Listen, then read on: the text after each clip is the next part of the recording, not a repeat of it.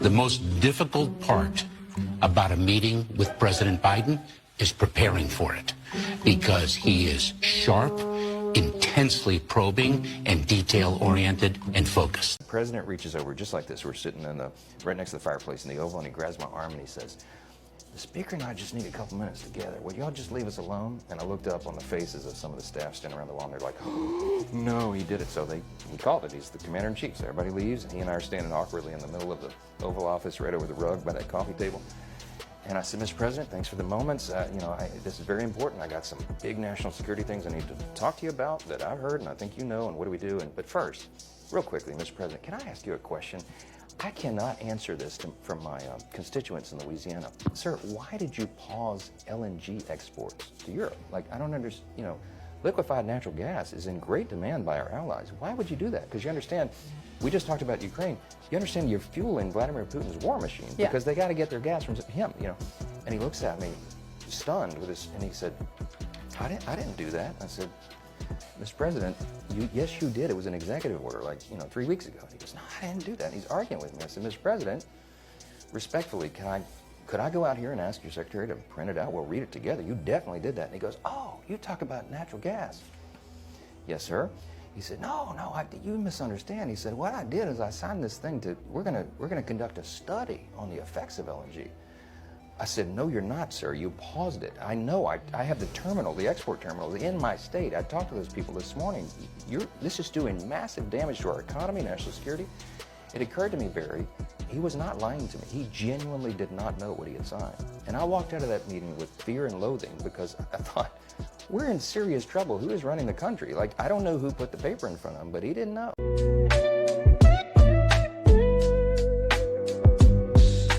Hey, welcome back to the channel. It's your man Wise. Today, we got to talk about it, man. Scott Jennings, the ultimate truth teller, maybe the only truth teller on CNN right now. As you've seen in the opening clip there, they've been lying to us. They've been lying to us. And honestly, it's frustrating, man. These people have basically committed treason. We don't know who's been running the country, but Scott Jennings is going to blast, and he's going to shut down this entire panel. I'm going to talk about it as we go, but like, share, subscribe to the channel. Let's get into it. He won the 2020 election. So what? Are you saying that he can alter the past by saying No, what he I'm thinks? giving you an example of what we're talking about. And so when I'm sorry, Bakari, your party just engaged in the biggest cover-up in modern American political history on Joe Biden. It's all coming out. We all now know that every Democrat knew it, and you and everybody else came on TV and lied about this man's condition. I don't want to hear it. I don't want to hear it. Well, the Biden cover-up is the worst thing we've seen in this country in your or my lifetime. First of all, in political misinformation. That is hyperbolic. And it is not. It's not only hyperbolic, but it's actually incorrect. And yes, I wish I hadn't been around the president. I wish I would have known that he was not in the condition that he was. Do you not have a television and eyes and ears? First of all, I didn't see it until the debate. We work on TV. He's on TV all the time. But you also just want to sit here and say that is the biggest whatever of misinformation we've seen, the biggest cover-up, the most hyperbolic and sensationalized incident that we've had in American political history in you and ours generation or lifetime. When you sat here on January 6th and did not believe that the person right there should be president of the United States or run again in his human lifetime. It was a terrible day. It was a terrible day. So we're going to sensationalize this because I can actually sit here honestly and say that whoever covered up his infirmity in the White House, whether or not he is going downhill fast or taking pills for whatever it is, early onset Alzheimer's, dementia, whatever Joe Biden's going through, people who knew about it and covered it up, they should be able to have their day and have their consequences and accountability. They just had it on election day. All I'm asking you for is that same, because 140 officers were injured. People were killed that day on January 6th. So for you to sit here and say that is the biggest cover-up, I would simply say that people saw with their own eyes people storming the Capitol, and that as well is an issue that this president is going to usher in and wipe away. Here's what I lived through. 4 years of Trump, then I lived through January 6th, then I lived through 4 years of Biden, and me and tens of millions of Americans processed all of it and went running back to Donald Trump because you cannot put the same people back in charge who just ran the country off into the ditch. What you just said outside of the ditch part is actually a fact. But if you're going to sit here and minimize it, we'll get out of it tomorrow. That's fine, whatever. But if you're going to minimize January 6th right? I'm not minimizing it, but I have to take it in with everything else I know. No, I'm saying we were talking about disinformation and misinformation, and you accused me and everybody else of a cover-up when you sat here and minimalized January 6th. All I'm saying is, listen, I'm saying it happened, and my bad. I didn't mean to touch you, Scott. I don't want to go. I don't want to go. You're doing it again. Let me tell the viewers some about these two. They actually. Let me be brutally honest with you all. Our American values and financial system are under attack right now. You need to act fast and learn alternative ways to invest. That's why I trust Lear Capital for buying gold and silver. In today's volatile economic and political climate, precious metals can protect your wealth. Lear Capital has over 27 years of experience, thousands of 5-star reviews, and more than 3 billion in trusted transactions. Here's what I recommend. Call Lear Capital today. 800-489-6450 or visit learrp.com to request their free gold and silver investor kit. You can take possession of your metals, store them, or even roll over an IRA or a 401k into a gold IRA with the same tax benefits. Plus, they're offering up to $15,000 in bonus gold for qualified purchases. Call today at 800-489-6450 or go to learrp.com for more information. I'll say this, man. Bakari Sellout, he's a sucker, man. He knew what time it is. He knew that Biden wasn't there, but he couldn't come out and say it. We all got a chance to see it. How many times did this dude fall up steps, down steps, fall asleep in certain places? Like, how many times? These people are ridiculous. And they think that we're stupid. In the opening clip there, when Mayorkas is out there talking about how sharp and you got to be just prepared for Joe Biden when you go in there and sit down with a meeting. These people are full of sugar honey iced tea. The fact that Representative Mike Johnson is coming out now saying that, I went and met with him. He signed an executive order that he didn't really know what he signed, or maybe he didn't understand it. The fact that this is coming out now, that is a problem. And it is something that people should note. Mike Johnson is the speaker. It is what it is right now, but people should not forget that, because he, in my opinion, he had an obligation to come out and say, hey, man, this is what I witnessed with my own eyes. But let's keep going. Individuals are you rounding up that have not committed a crime? Anybody who came here illegally, by definition, is a criminal. They did break our laws. Doesn't mean they're violent, but it does mean they're a criminal. B, you cannot let the perfect be the enemy of the good here. And the good is doing what I think 88% of people in the New York Times poll said they wanted, which was mass deportations of illegal alien criminals out of this country. It's not really controversial what they're proposing to do. It's got widespread bipartisan support. When you start trying to pick out individual situations, what about this? What about this? What Homan has said, and what I think is true, is you're just sending a signal that, well, we're going to continue to allow some of it. Some of it's going to be okay. And what he has said and what he campaigned on is that none of it is okay. That we're going to have a legal immigration system, that we're going to know who's coming here. We're going to know why they're coming here. We're not going to continue to send a signal to the world, just get here and we'll figure it out and you'll probably be fine.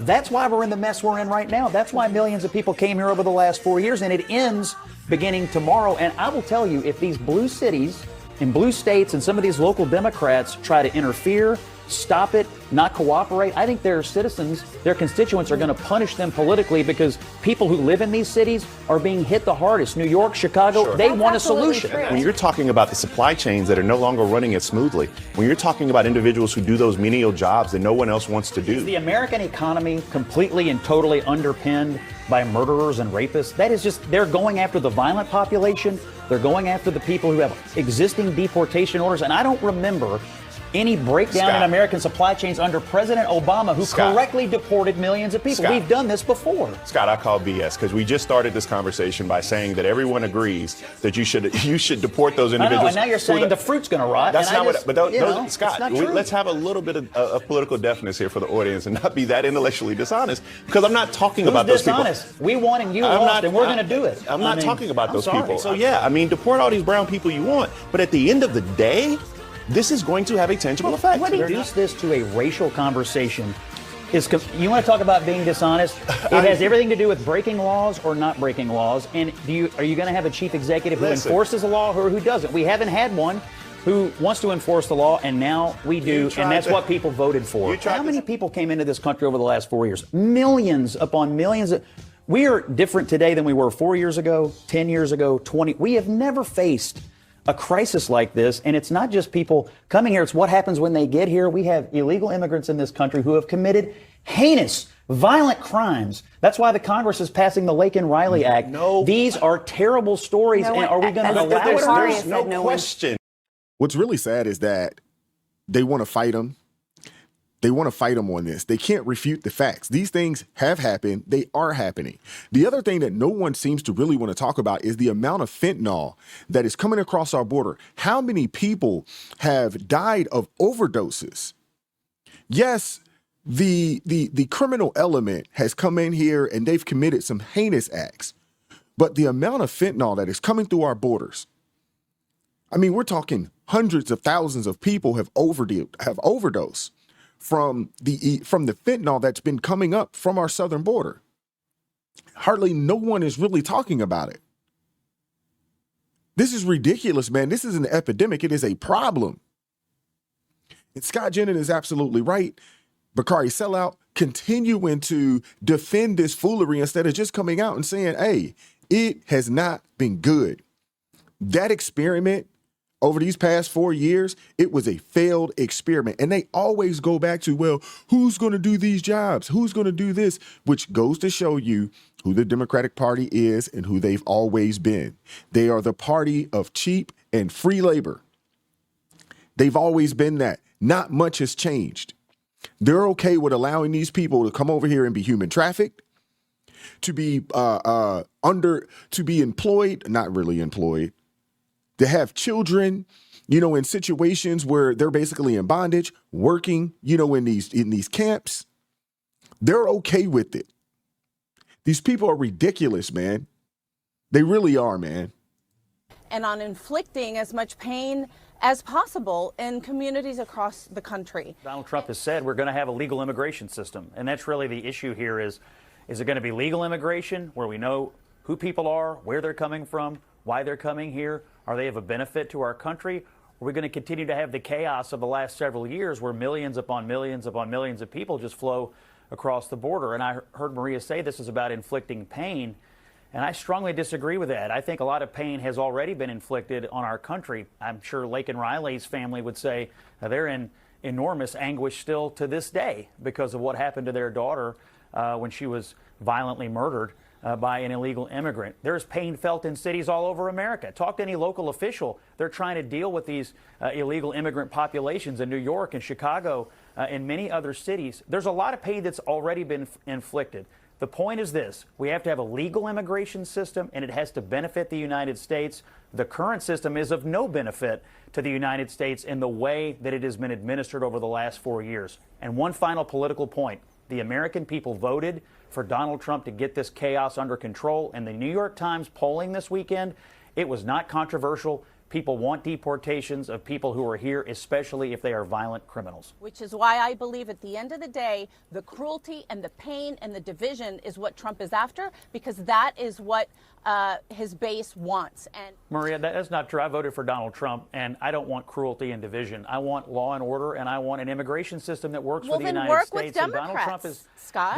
Donald Trump is not interested in deporting people who are here legally. People who have followed all the rules. They're interested in primarily, right out of the gate, two populations: violent criminals and people who have existing adjudicated deportation orders. That's millions of people. And I refuse to accept the farcical argument that the U.S. economy is underpinned by rapists, murderers, and people who are awaiting deportation. It's just not true. And Scott Jennings is absolutely right. Why in the world do these Democrats keep defending people who actually broke laws to get here, who are committing crimes, who are flooding our cities, towns, counties, states with drugs? Why? Why do they continue to defend these people? It can't only be about the free labor. a lot of us are actually okay with legal immigration. Whether you come over here on H-1B, whether you come over here on a student visa of some sort, or we created a visa. I believe there's a such thing as a H-2A for people to come over here that are, what do they call them, farm workers, things of that nature. And if we need to expand upon that particular visa, I'm actually okay with that as well. But we have to do things the right way. We have to. And what this previous administration has done, it has helped no one. It hasn't even helped the people that they've allowed to come over here, because a lot of them are on the streets. They've, moved over into committing crimes because there's no jobs for them. Some of these people, they're in these homeless shelters and they're getting kicked out. And the thing is that when people get desperate, they do desperate things. And that's a lot of what we're experiencing right now. These Democrats allowed these people to come over, but they really didn't have a plan. And now here we are. Scott Jennings is absolutely right, man. He needs his own show. He needs his own show. He doesn't need to just be a contributor. He needs his own show on CNN. I'd actually watch that on a day-to-day basis. He's the only one over there for the most part that actually has some daggone sense. Let me know what you guys think about this in the comment section. Like, share, subscribe. Drop me a comment. I'm looking forward to hearing from you guys. If you'd like to support the channel financially, consider joining the ARP family or buy your man a coffee. This video was brought to you by Lear Capital. Go over to learrp.com. Check out what they have to offer. Keep God first in your life. Stay prayed up. We'll catch up with you all next time. Peace.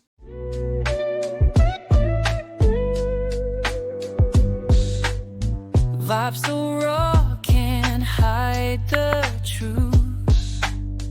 Words so sharp.